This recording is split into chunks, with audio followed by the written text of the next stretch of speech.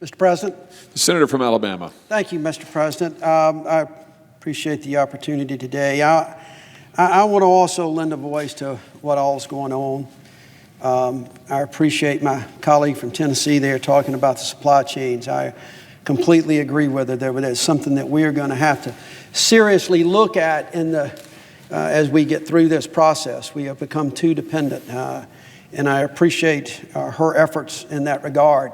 I want to talk today. I know we've got a lot going on up here, and for those that are watching and the American people, you need to understand that while this gallery may be empty and this floor may be empty, there's a lot going on in the United States Senate right now. There is a lot happening to try to make sure that we save this economy, that we do those things necessary to try to make sure our businesses, our workers, our economy from all sectors is saved. And again, I want to go back to the things that you can do as Americans, and that is to stop the spread of this virus. Do those social distancing, do those things that we have talked about now for several weeks to try to get folks to do your part. Because we're trying to do our part, and we are doing this in an incredibly bipartisan effort. I think you will see a lot of things coming out of the Senate and out of the House, along with the administration, to try to make sure we do those things for Americans. Over the past few weeks, I have talked with countless business owners and local and state officials. I've heard from a lot of folks who are scared to death, working folks that are now at home. They're not telecommuting because their jobs are not like that. All of which are alarmed about where we are today, where we're going to be tomorrow and next week and over the coming weeks and even potentially months. Businesses are having to lay off folks. They're having to furlough workers, sending a surge of folks to the unemployment line. We have seen that in the last few days, which is something that as we were moving, we just thought we would not see. Small businesses like restaurants, Main Street retailers will go bankrupt if we're not careful. They're going to go bankrupt without customers as folks stay home and practice the social distancing that we know we have to do. And as states start enacting forced closures of schools and events, those businesses shutter, and hopefully it will only be a temporary shuttering. First and foremost, there are steps we can all take, again, to stop the spread of the virus and begin to get the economy on the right track. It is up to us individually. But in the meantime, we have got, as members of Congress and public officials across this country, from local county officials and city officials to the governors and state legislators and members of Congress, we've got to do all that we can to make sure that our businesses, and particularly the small businesses, which make up an overwhelming amount of business in the state of Alabama, in particular, can continue to meet payroll and keep workers paid so that they can continue to make their obligations. So that's where my proposal comes in, that I've talked to a number of colleagues. So in addition to providing the same kind of direct assistance payments that is being kicked around now, whether it's to checks or in some form or another that people are widely talking about right now, I'd also like to see a new fund that is created to quickly get cash into the hands of small businesses so they can make their payroll and not have to lay off workers. I'm calling this the Small Business Lifeline Fund. It would provide a no-interest bridge loan for up to 3 months to be paid back over 5 years with no interest. And now this is a work in progress, so there are even proposals to make sure that this loan can be forgiven in certain circumstances. It would be administered through the Small Business Administration, would offer loans up to 75% of a business's last 3 months of payroll, with no one employee receiving more than $5,000. Now, I want to repeat that because it would affect so many people in this country. It would offer loans up to 75% of a business's last 3 months of payroll, with no one employee receiving more than $5,000 per month. Now, this fund, the key is this: it would pass directly through the payroll companies. Payroll companies around this country are used by about 40% of American businesses. They mostly cater to the small businesses with fewer than 500 employees. The payroll companies are in the best position to do this because they have already got the infrastructure in place. They're a smart choice because they've got payroll history. They've got the employee data that makes this quick, it makes it efficient. It uses the infrastructure and the pipelines that already exist without having to go back and reinvent or create a new whole set of dynamics that may or may not work. We know the payroll company system in this country works. Again, 40% of folks use it. Now, this process would help to alleviate the strain on our unemployment program. It would be a seamless way to continue to pay workers while also ensuring that payroll taxes can continue to fund important programs like Medicare and Medicaid, Social Security. Now, I want you to think about this. What we're talking about doing is not just a one-time $1,000 check or a two-time $1,000 check. It's literally funding the payroll the way it exists, maybe only 75% of it. But people that are used to getting those payroll checks through a payroll processor have their taxes deducted, they have their Social Security deducted, they have their Medicaid and Medicare expenses deducted. Those things would still come in. It's just that we have created a fund from the federal government to do that. So part of what we're fronting comes straight back to the federal government. Now, I think as part of this, we'd also like to offer assistance to folks who are self-employed, who run or their micro businesses. According to IRS data in 2017, there were some 26 million sole proprietorships in the United States. That's a lot of folks who are out there working hard, hustling every day to make their businesses, their little piece of the American dream, successful. But they don't have the cash reserves to fall back on in times like these. We could carve out and make sure that they are taken care of in the short run. This is not the time, in my view, to shortchange the economy. This is not the time to send out just a check here and a check there, especially for those who are the most vulnerable to cataclysmic shocks that we have seen in recent weeks. We got to be bold. We got to be big. We need to act fast. We need to cut the bureaucracy, and that's why using these payroll companies makes so much sense. Now, again, I want to emphasize that this is only one piece of this overall puzzle. It doesn't cover everyone. It will not cover folks in the gig economy. We have to do other things to make sure unemployment insurance and other things are available to them in a similar fashion.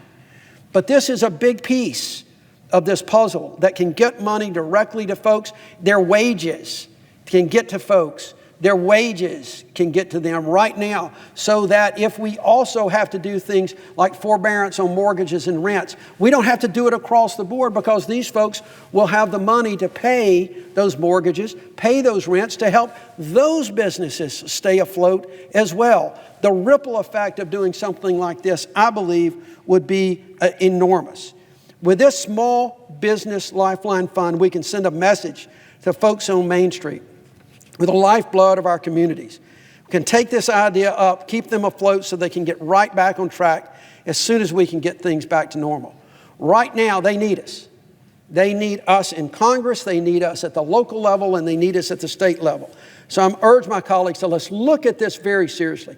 For this package that we are putting together, that hopefully we will get done in the next day, hopefully hours, so that we can all get back to our states and our families to do those things necessary. But keeping in mind that whatever we do this week, I think folks understand whatever we do in the next day or so is only going to be the next step.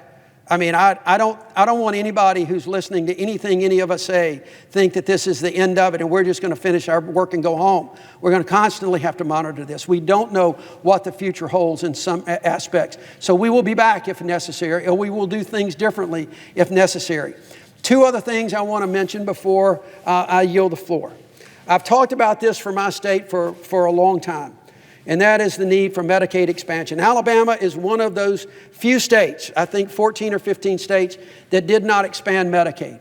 Now, as part of the package we're talking about now, we're talking about increasing the federal government portion of that, adding additional Medicaid funds. But for those states like Alabama, we will get the extra benefits for sure, but we won't get as much as we should have because we haven't expanded Medicaid.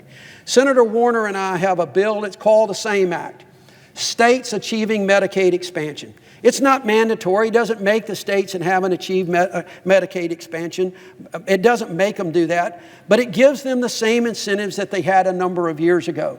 So that in a state like Alabama, some 300,000 people could get access to Medicaid that do not have insurance right now, that can't get that, and wondering in our rural communities and everywhere in the state of Alabama, what in the world am I going to do if I catch this virus? Where am I going to go? Well, ultimately, our hospitals, our doctors, our safety nets that we're putting in part of this package, we're going to have to cover it anyway. We all know that. Sooner or later, we're going to have to cover it. So I would love to be able to see the SAME Act, the States Achieving Medicaid Expansion Act, get out there and be part of this package. Let states have the opportunity. It's a states' right issue. Not a single state would have to expand Medicaid if we pass this bill. But we at least let those local leaders decide for themselves whether it is time that we give this opportunity to so many of the people in our states that are caught in between Medicaid and a job in which they are eligible for health insurance benefits. It would be a quick, easy way to make sure we're doing our part, and I would urge that that be put in there. Finally, today has been the day that I've heard from so many people where in our underserved communities in Alabama, the African American community, the poor communities in Alabama, where the preachers are calling, the mayors are calling. I've been on the phone all day because they are concerned. And it's not that they're concerned because they don't believe the state has them in mind, because I've talked to state officials in Alabama and there are plans. But the fact of the matter is we have still in this country across the 50 states, we don't have enough tests. We don't have enough personal protection equipment. My hospitals, my testing labs, everybody in Alabama is just like every other state. We're hurting. We need those supplies. We're giving the money. The states are doing a good job. But I want to make sure that in Alabama and across this country, we don't leave out the poorest of the poor. We don't leave out the underserved communities, that we don't just put testing facilities in the big urban areas at the mega churches or the big hospitals like I've got in Birmingham, which are awesome, but that we also make sure that we've got these clinics set up around the state, in the black belt of Alabama, in the poorest of Alabama counties where people can't drive an hour and a half or 2 hours to get a test. We've got to make sure that we spread this out, because this disease is going to spread out. This disease is not going to just be concentrated in our urban areas. It is going to continue to spread. And in these underserved areas in particular, families live together. Grandmothers take care of their grandchildren. The aunts and uncles take care of their nieces and nephews. And they're all there together. And we got to figure out a way to protect them. We got to figure out a way to get those tests to them and to make sure that they are treated just as if they are part of this urban areas that we have that have easier and ready access. You know, I want to end where I've talked the other day and where I've ended so many of my talks, and that is back to the people in Alabama and the American people. I can assure you we're doing a lot up here. I see my friend from Alaska who is presiding today. I know she has been working. I've watched her back here working on the phones, talking to different people everywhere I go. When I do see senators, and most of us are doing things by phone and doing things remotely, everybody is working the phones back to their state to make sure that we do the right things. But at the end of the day, this is about you. This is about the people of America, because everyone in this country, everyone, to use a phrase from the old civil rights days in Birmingham, Alabama, everyone is a foot soldier in this movement. Everyone can do their part. We can put money, we can appropriate money, we can designate, we can give tax breaks, we can do those things necessary that we as a federal government can do, but we can't stop the spread of this virus. A U.S. senator cannot stop the spread of this virus. We can only stop it among ourselves. We can't stop it across this country. Only you can do that. Only the foot soldiers in America, the hundreds of millions of people that we got in this country, can stop the spread of the virus by heeding the warnings and doing the things necessary with social distancing and washing your hands. My hands are about raw. I've washed them so much. We are the foot soldiers. You are the foot soldiers. You can stop the spread. And you know, the other day when I was here on the floor, I pulled out a picture of my old friend from my childhood, Smokey the Bear, talking about only you can prevent forest fires, and talked about the fact that the coronavirus, the COVID-19 virus, is a forest fire across the country, and you can help stop the spread. Today, I want to be a little bit more patriotic about it. I want to invoke, one of my heroes who used this desk at one point, John F. Kennedy. It was John F. Kennedy 59 years ago, when he was sworn in as President of the United States, uttered the famous word that sent such an emotion throughout America, that really got so many in this country patriotic, standing up for what we do, when he said, ask not what your country can do for you, but what you can do for your country. That's what every American has to ask themselves today. What can I do for my country? It's not like days where we've got a tornado that's ripped through and you can go out and get a chainsaw and help your neighbor. It's not like days where a hurricane has come through and you can go get bottles of water and diapers and send to folks. What you can do for your country today is to stop the spread of this virus. What you can do for your country is to try to stay home as much as you can, to social distance and work those things. That's what you can do for your country. And if you do that, yes, businesses are going to have problems. We know it. That's what we're trying to work on, to make sure we provide that safety net, that we provide the necessary tools so that if we can blunt that curve and we can get past this, then we will come back even stronger. But to get there, we've got to have you. We've got to have you standing up and speaking out to everyone to do your part, to do those things necessary to make sure you do for your country what you should be doing, and help everyone in this country, help everyone around you. And when we do that, we will blunt this curve, we will make this as least severe as possible, and we will move forward stronger and better, because at the end of the day, we're the United States of America. Madam President, I yield the floor.